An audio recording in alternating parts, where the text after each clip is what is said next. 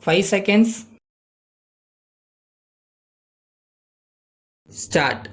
Mr. Speaker, I am glad that you have given me an opportunity to say a few words on the budget. I shall be brief in my remarks. First of all, I would like to refer to rural development. I must say that we have not before us any big scheme for this purpose. The country has been expecting from the new government a statement of policy in this matter. No doubt, two important proposals have been placed before us for consideration. One is about the problem of rural debt, and the other is the supply of drinking water in rural areas. They are very good schemes. I am sure that if they are carried out, they would give a good lead to rural development. At the same time, we are anxious to know how the government are going to find the funds for water supply schemes. Further, it seems to me that in any case, the government will have to take up in future a larger responsibility for rural credit than in the past.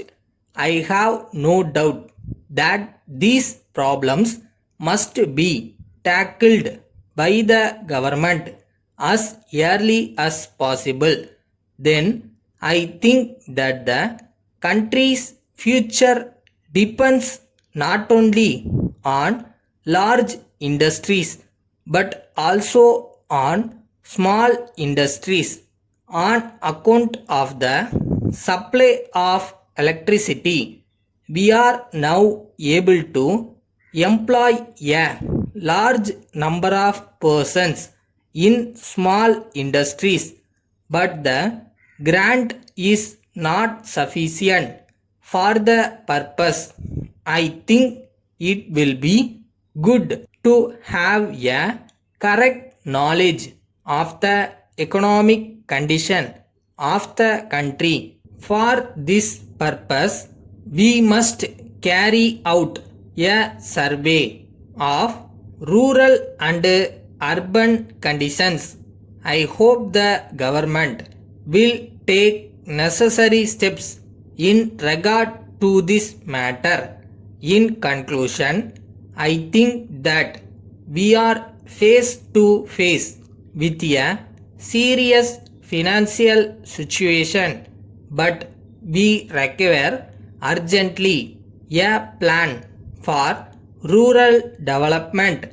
The country is asking for it, and I think it has every right to ask for it from the new government, which is the strongest that the country has seen for many years. I would appeal to the new government to spend very much on schemes against poverty. Every effort must be made to raise the incomes of the common people and their standard of living. We must spend more on services which will raise the economic welfare of the country. This is necessary for social welfare as well as economic improvement. Letter dated 3rd April 1980 from King and Company, Salem, to the Stationery Supply Company, Madras. Dear sirs, we thank you for your letter of 20th March. We have seen your account for the goods supplied to us. Before sending the check for the amount, we would like to point out that you have not allowed any discount as you have done in the past, as your goods are very much liked by our customers. We would request you to be kind enough to send us at once 6 dozen boxes of shorthand pencils. We have not yet received the shorthand notebooks which you have promised to send us. We hope you will send them as early as possible, as we have urgent orders for them. If you cannot send us the whole quantity of the goods that we have ordered, we think you will be able to send at least 2 or 3 dozens immediately. Yours faithfully,